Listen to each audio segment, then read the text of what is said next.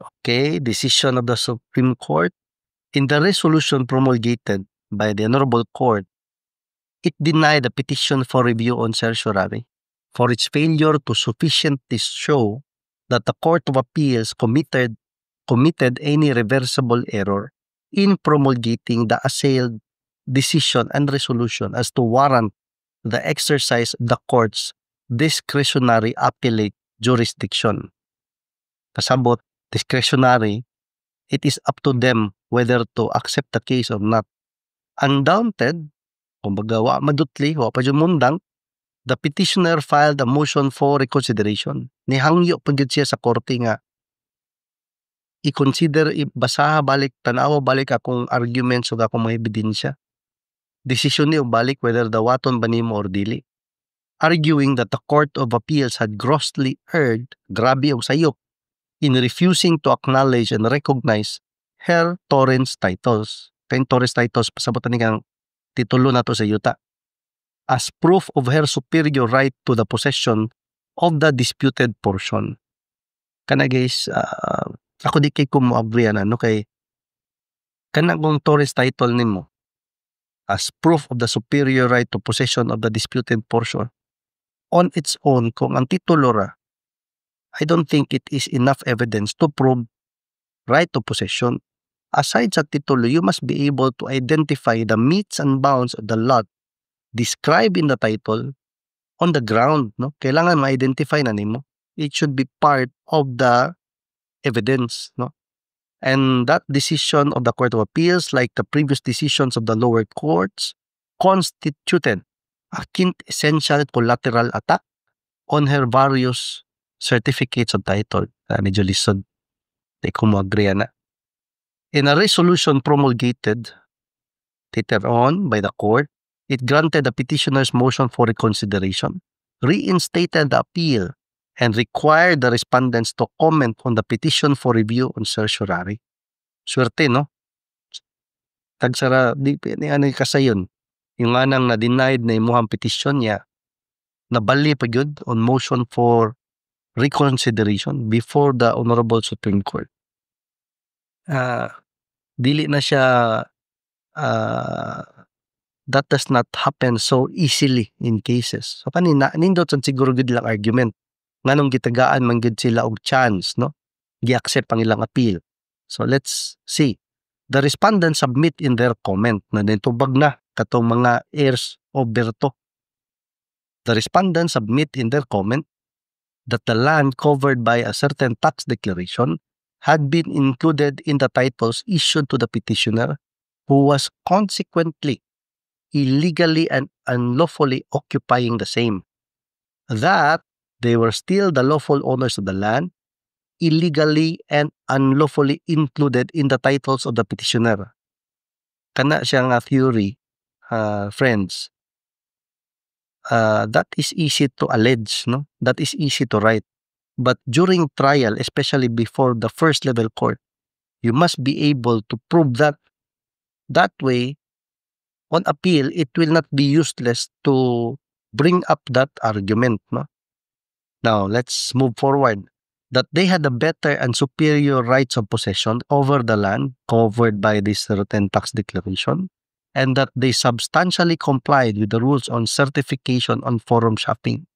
Kanagong forum shopping, basta mo file ka o kaso, requirement na imo i-attach sa imong complaint na kay verification. Ang verification, pasabot lang nga nakabasa ka, nakasabot ka, unya tinuod na ang nakabutang diha sa imong complaint, no? Which is important. Otherwise, dali ra mamakak ang mga nikiha kay ang abogado kay gasuwat malay basta abogado tinuod ng gisulti sa iya dili, di ba? I mean, you can only, as a lawyer, you can only determine at a certain extent. There will be a portion there where you have to rely on the information gathered from your client or your client's witnesses, no? And sometimes, kung istorya-istorya lang, it would be difficult to verify. Ang second, kanang certification on non-forum shopping. Para makatipid, usually, usahon na nato ni ka-affidavit, verification and certification on non-forum shopping. Pasabot ang non-forum shopping, kanang mo file, kanang korte, na imong filean sa imong kaso tawag ana niya mura bag muna siyang forum, siya mo decide. Ang style sa uban file sa lain nga korte, file sa laing korte, file sa laing korte. Lain-lain nga korte filean sa same nga kaso. So ang delikado gud ana magbangga ang desisyon sa lain-lain nga korte. So mo nay kailangan ka i-file nimo sa imong kaso mo certify jud ka. Wa ko'y laing kasong gi-file nga parehas niani. Og naa manggaling or na ko'y mahibaw-an within a certain period of time mo pahibalo ko sa korte dayon. Mao na siya mo'y kunang importance ana. So as a party to the case, no, and as the lawyer to a party in a case, it is the party's duty and the lawyer's duty to be truthful with their verification and certification against forum shopping. That requirement should not be taken lightly. It is the party's duty to the court and the lawyer's duty to the court to be honest and truthful when it comes to those statements. Because if di mo nang binuangan, no, it's very disrespectful. Not just to the court but also to your adverse party. You present the issues before the honorable court pero walay dili ba hinugaw ba, dili ba do not play dirty ba. Dapat fair and square before one court, the same case, the same parties. Diha lang nga korte ha. Ayaw file line nga korte mag-hope ka kung asa mo pabor mo imo sundon katong pildi di nimo dawaton, no? So mo na gi-avoid ana nga sitwasyon. So according to the Honorable Supreme Court, we find merit in the appeal. Swerte is lao. That is not easy. Swerte gyud. And I mean, naay merit ilahang appeal but to overturn an initial denial of your appeal, that does not happen so easily, no? Usahay gyud ma-dismiss imong kaso usa ra ka paragraph, minute resolution. So preliminarily, this court discusses and distinguishes three types of possessory actions sanctioned in this jurisdiction. Meaning sa ato ang nasod natay three types of possessory actions. Tulo ka remedyo. Kanigos lang possessory actions. Imagine ani niya nga mo siya remedyo, mo siya giyawi ba? It can open only certain doors. So kung imong dan-on nga yawi sayop dili para ana nga pultahan, di gyud na siya maabli. So these types of remedies have certain uses for specific situations. Okay? So unsa man atong three types of possessory actions? Namely, first we have the action interdictal, second, action publicana, and third, action reivindicatoria. So action interdictal mo na atong typical nimong madunggan, no? Unlawful detainer, forcible entry. This is a summary proceeding. Now, atong basahon unsay sulti sa decision. Action interdictal is a summary action that seeks the recovery of physical possession where the dispossession has not lasted for more than 1 year and is to be exclusively brought in the proper inferior court, meaning sa first level court or the municipal trial court, municipal circuit trial court, municipal trial court in cities. Diha na siya nga korte i-file. And ang usa ka importante diri is nani siya 1 year time bar. Kanya where the dispossession has not lasted for more than 1 year. Mo na siya atong 1 year time bar. Madispossess kay kaani, you have within 1 year to file the action. Lampas gali na dili na siya action interdictal as a general rule, okay? Kay na may times nga ang dispossession or ang 1 year time bar in the case of unlawful detainer is counted from the last demand. Naapoy forcible entry where the 1 year time bar is counted from the date of discovery in case that the forcible entry was committed through stealth. Pasikreto ba? Kaya wa ka kabalo. Nagbakasyon lang ka sa Amerika, 6 months, pagbalik nimo, nanay gapuyo. Alangan, masadog ihapon sa panahon ni Sojud sila. Basig malampas na ka sa 1 year, no? Kay let's just say, bakasyon ka sa Amerika 2 years. Sus, pag larga gyud nimo the next day, ni sud ang squatters, 2 years pa ka nabalik gikan sa US, diri sa Pilipinas.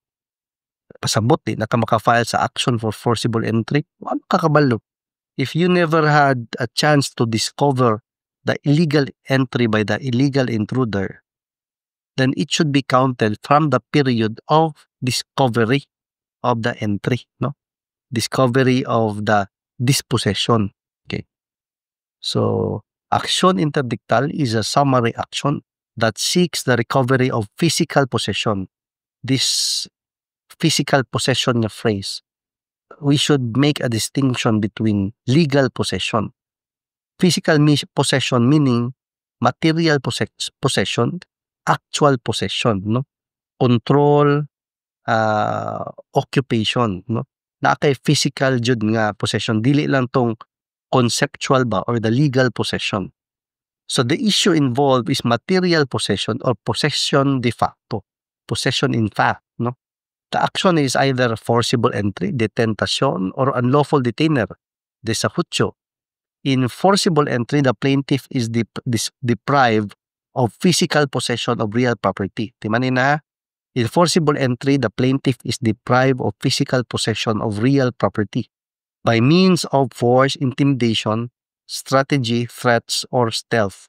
But in unlawful detainer, no, nanay contrast, no, nanay distinction, the defendant illegally withholds possession of real property after the expiration or termination of his right to hold possession under any contract express or implied.